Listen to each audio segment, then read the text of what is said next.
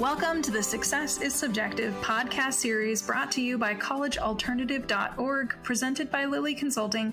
I'm your host, Joanna Lilley. In today's episode, I had the pleasure of interviewing Amanda Koplin.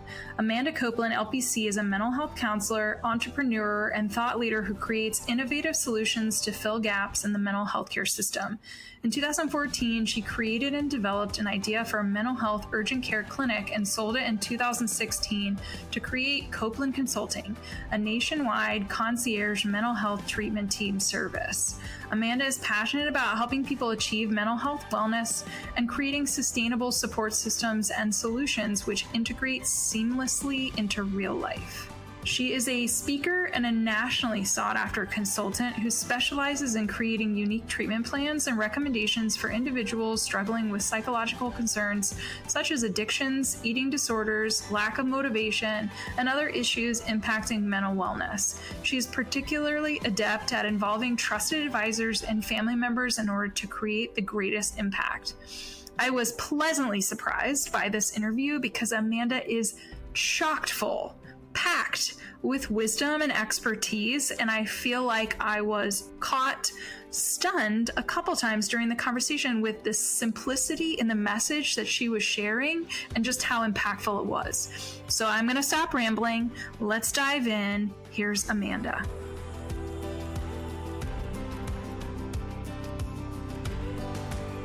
Amanda, I'm so excited to get to know you, and I really appreciate you taking the time to actually sit down and have this conversation with me. I feel like I'm going in blind, but I appreciate you for being here. So thanks for taking the time. I appreciate the opportunity to be here. So go ahead and tell the listeners, where did you grow up? Kind of like, where were you raised? And then also, what was the messaging that you were getting from your immediate family as well as the community in which you were raised about post-secondary education? So I was born in San Antonio, Texas. And then from there, we moved around a lot with my mom after my parents got divorced, and did homeschooling for a while until we landed back in Oregon, where I grew up the majority of my life. And so I don't know how much of it's me, how much of it's my mom, but I just always had big ambitions. So I remember being about 8, 9 years old and crying to my mom, and she said, "What's wrong?" And I said, "Mom, I want to be a doctor, a vet, an astronaut, and just all these things. I don't know how I'm going to do it. I want to be a counselor." And she goes, "Well, that's silly. How are you supposed to know if you don't have the experience? That's what internships are for. We need to get you internships." So she goes and sets these little visits up with these professionals and calls it an internship. And there's, lots of priming with different words throughout my life that really are setting me up for a trajectory. And the messaging is always, you can be anything you want, but you can't be everything. And so, the only way to figure that out is by experiencing things. You could read about things, you could talk to people, but until you experience it, you never really have the insight enough to know where you're supposed to be. So she got me these little internships, and I went to a vet office for the day and pet some dogs and saw what they did. And it was just really cute, the things she set up. So, but the message was always that we were going to go to college. That was the trajectory for us. Both of my parents are college educated. And so college to them was a way for us to get ahead, but they made it very clear that college doesn't help you get ahead, that college just gives you what you need, and it's you and your ambition and your strategy and grit that gets you ahead. I'm still stuck on the fact that you were doing these internships at age 8. Wow, talk about ambition. But I love that it sounds like both of your parents really just kind of molded you to, like you said, it's not that college is the end, right? That's what's going to launch you. College is the platform where then you make those connections, where you dig in, you experience grit, you demonstrate grit, and that's what's going to get you where you need to go. Mm-hmm. Where did you end up going to school, if you don't mind? Were you at school in Oregon? So, yeah. I struggled with some pretty severe depression anxiety during junior high and high school, and it was really, really difficult. My grades were not the best. I was never really into school at all. I hated school. I was always ready to be a flying eagle in the skies of young professionalism.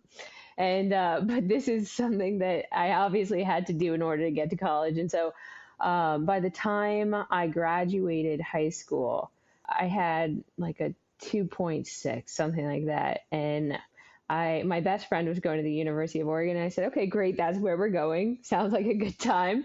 I go to apply and I get rejected. And I thought to myself, no, that doesn't sound right to me. So I went down to the school with my best friend. I said, so there's been a mistake here. Like I got this rejection letter, but I know I'm going here. And so the lady was like, this isn't a mistake. Like it's a rejection letter. And I said, what do you think it would take to turn this into a yes? Because I'm going here next year.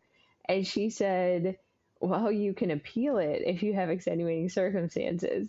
I said, great, no problem.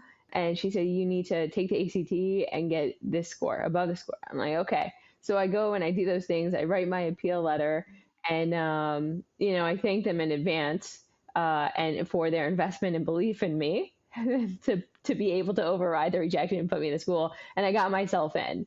And so that fall I go to college, and it was really an interesting experience. I got myself an internship in the psych ward. I knew I was going to be a counselor. And I had been volunteering since I was 13 at battered women and children's shelters, and then, other kind of psych things to set myself up on that path. So my resume at that point was like pretty extensive, and it was me and grad students. So I'm interning in the psych ward, and it's just, I'm having the time of my life, but I'm showing up in sweatpants and I'm showing up, and my supervisor was like, listen, you clearly have a gift, but you have to, it's casual Friday, but not that casual. So you have to figure out what it is that's more important to you. Is it the message you have to say or how you say it? Because your clothes are part of how you say things. And so it started to shape me in a different way, all of these experiences. But eventually, I left college, I take a year off, I go to grad school because that's essential to being a counselor. And I'm still just dying to get out of school and just practice. And, ultimately, school was a means to an end. Like I knew I needed a paper, but my dreams and ambition went from a private practice when I was like 16 to owning a clinic when I was 18 to a chain of clinics by the time I got to grad school. So I knew that I was bound to make an impact in this world, but it was going to be up to me to do it, not a piece of paper. And my parents always made that very clear. Well, I'm sure if I asked for your CV at this point too, like you had more experiences, real life experiences, learning on the job as an 18-year-old than most college grads do when they are graduating nowadays with that piece of paper that says that they are quote unquote experienced, right? Or they have mastered the basics of whatever their degree is in. But the reality is a lot of them are almost waiting until that last semester to have this like real experience. So I love that you were to hear like how hungry you were for these like experiences and how you still kind of put your nose to the grind to get through school, even though it wasn't your favorite place, because it isn't for a lot of people out there. Yet as a society, we say like, this is the best time of your life, right? Like figure out what you want to do. And the reality is school isn't for everybody. And yet it can be a means to an end. Mm-hmm. It was the worst time of my life. It was literally the worst time of my life. I couldn't wait to get out of it. But like the thing is, we all have to make sacrifices for the things you want to do. And if you can feel a bigger reason, it'll pull you through. Well, and so I don't know I have an idea of what you're doing now, right? But by the time you're finishing grad school, which is what, like 22, 24, give or take, somewhere around there, at that point, your entrepreneurial vision was to own not just a clinic, but a series of clinics. So talk us through kind of what were some of those post-grad experiences that end up leading you to the path that you have not that you've been on, but that's led you to create what you have created up to this point? So I would also say that I'm a horrible employee. So working for myself had to happen fairly quickly. I had my first job at a grad school doing in-home counseling for kids charged with felonies in Supreme Court in New York City. So we worked in the projects. Literally everyone that was involved with that kid, every single system involved with that kid, we were involved with them. Probation, courts, gangs, friends, schools, grandparents. Like if there was a system that touched that kid, we touched that system. So I became very, very adept at understanding how to navigate systems and work within them to create change for individuals. I'm very convicted that you can't take an individual out of a system and expect that person to come back and not fall back into the same pattern if the system hasn't changed. We rise and fall to the level of the people we're around. So that really influenced this company I have today, because if we work with systems in real life, everybody gets to change and heal together. And a crisis looks different for different people. So just because they didn't end up in the court system, just because they didn't end up in treatment, doesn't mean they're not in crisis too. But yet somehow we expect them to be more rational and more functional, end up seeing them as support people rather than drowning people in crisis. So that was a major influence. And I also struggled with my own eating disorder. So I would just be in and out of offices and sometimes feel worse coming out, because it'd be an hour, you'd open everything up, and then I'd go home and I was left with myself. And I knew exactly what I needed to do on a cognitive level. I couldn't implement it. I just couldn't, like in that emotional state, I couldn't implement it. And I would always say if my counselor was there when I actually needed her, my life would look a lot different. And so that's another influence to having this company. But fast forward, I'm working at the Alternative to Incarceration company, and they had not responded to my first application, but I knew I was going to work there. So I applied again and told them this is my dream job and I'm going to be here. And I got myself into that. So that was cool. Get my licensure hours. They start pushing me out. Turns out they don't need another captain on that ship. And so we all mutually agreed to depart. And I have my licensure hours, and I decided I'm going to start my first business. And my ideal was I would start my first business and have this paycheck and have the security. And I didn't anticipate being pushed out. And I call my dad, and I'm panicking, and he flies out to New York. And I'm like, Dad, I'm going to be homeless. I'm going to be homeless. I don't do well in the cold and the wet and the dirty. Like, it just doesn't work for me. And he's like, listen, your worst case scenario is not that you're going to be homeless in New York City. He's like, your worst case scenario is you come home, you get a job, and you start again. But if you never try, you never fully find out what you're capable of. And that thought just transformed me. I couldn't live with the idea of not knowing what I was capable of, even if I failed. And so I came down to Texas. I started my very first business, a mental health urgent care clinic. And it was really cool, a huge learning opportunity. About a year later, I sold it, and I started Koplin Consulting, because as much as I was passionate about keeping people out of the emergency room, I was also passionate about long-term work and being able to see people through the entirety of the journey. So I had a private practice that I kind of kept going through both businesses. I no longer do the private practice, but I recently just started a virtual mental health urgent care clinic that is operating across Texas. So that's business number 4. And the first time I'm running 2 businesses consecutively, which is a wild experience. But I'm very, very passionate about impact. I firmly believe that success is my moral obligation, because when I don't actualize my potential, I'm robbing everyone who could benefit from it. So I have a really, really big conviction that each of us has the obligation to be successful so that we can help as many people as we can. I feel a little bit of a stir within myself for some of the things that you just said. So I'm like really excited to actually sit with and honestly revisit this interview, because I think myself included obviously will benefit from the words of wisdom that you are imparting right now. And I think it also just speaks to, again, like there's so many of us that live in this place of fear, right? That fear-based, like, what is the worst case scenario? Well, if we just literally direct our perspective or shift that perspective to actually focus on the true fear is not leaning into like actually identifying what your true potential is. Like, what are you actually capable of?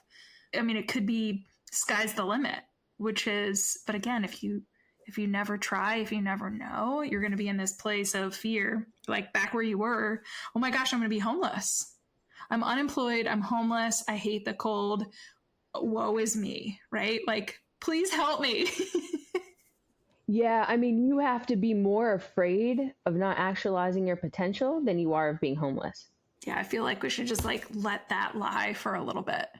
So I'm just going to ask you kind of directly because you kind of talked about it just briefly. I mean, obviously, 4+ businesses, first time that you are running 2 simultaneously, which sounds like to me as a business owner, no sleep, but we can talk about that maybe on another day.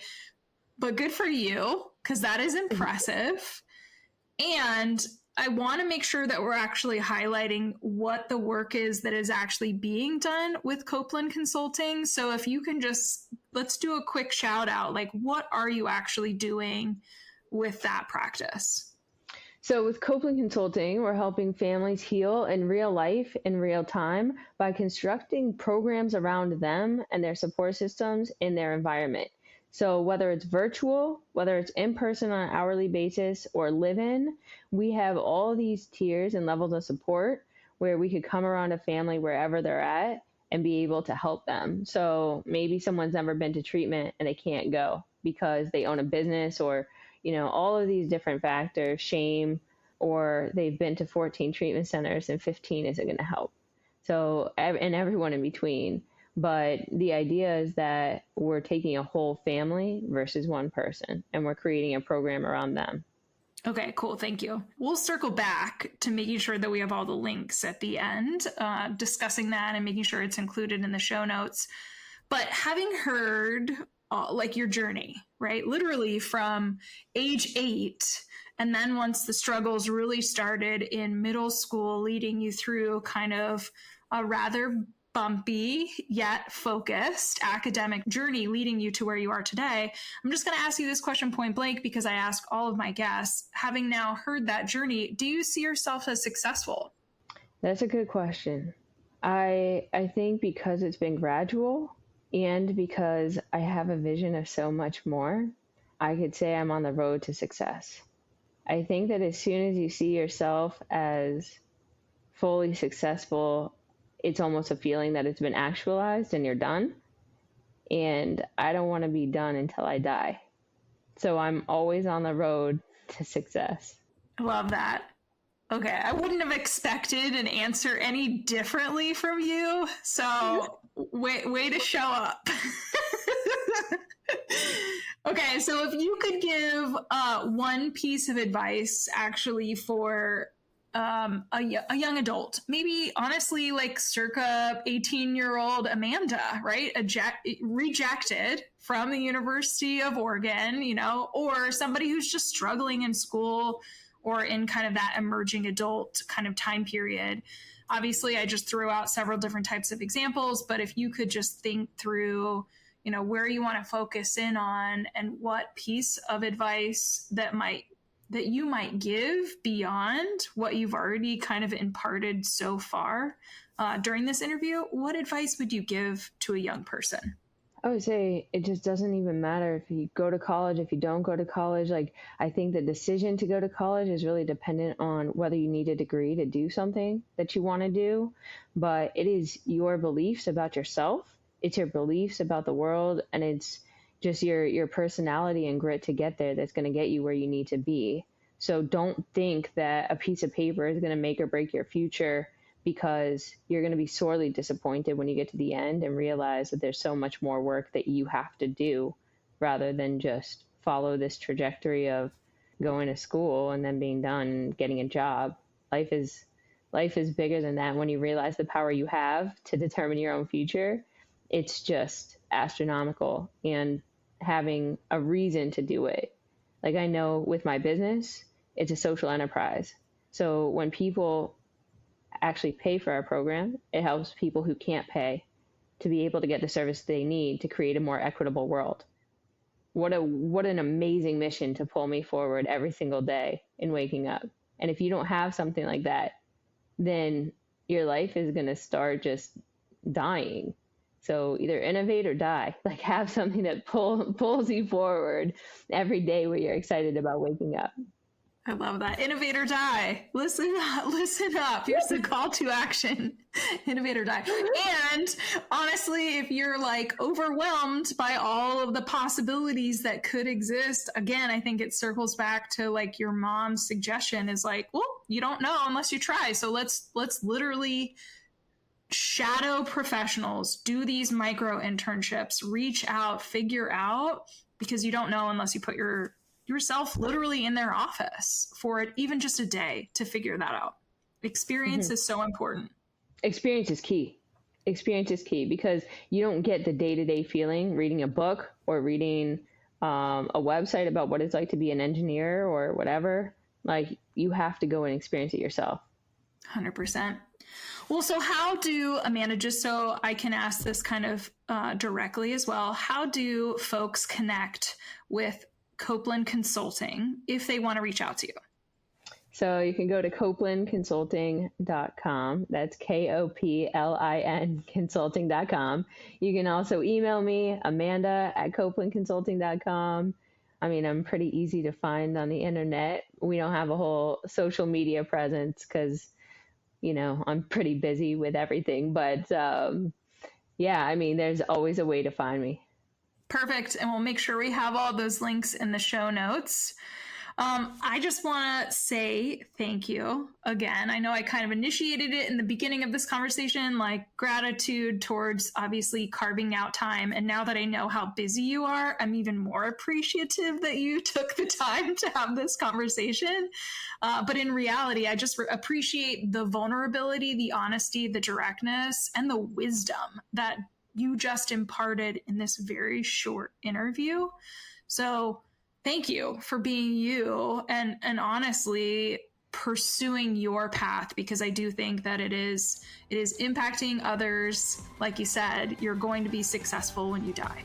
Thank you so much.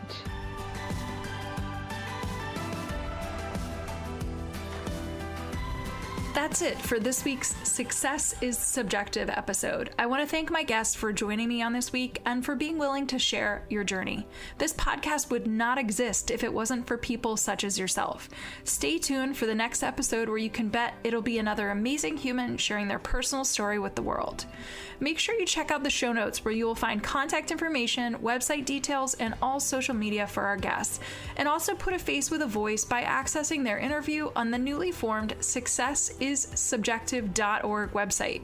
If you're interested in being a guest on the podcast, you can email me at Joanna, Joanna, at successissubjective.org. I would also be remiss if I didn't tell you to check out the collegealternative.org and lilyconsulting.com websites for additional resources outside of podcasting. If you're listening to the show on Apple Podcasts, please do me a favor and subscribe. And while you're at it, feel free to leave a review. You can also download to listen to Success is Subjective on any other popular podcast apps such as Amazon, Audible, Google, iHeartRadio, Spotify, Stitcher, and TuneIn Radio. And last but not least, Success is Subjective is listener supported, made possible by me and by you. You can show support for the continuation of this podcast by donating on the successissubjective.org website. Thank you for tuning in, and remember, there is no single path through life. Success is what you make it.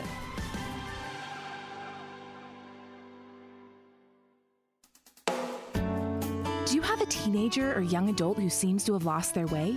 Maybe they need help navigating adolescence, adulthood, and decisions surrounding higher education.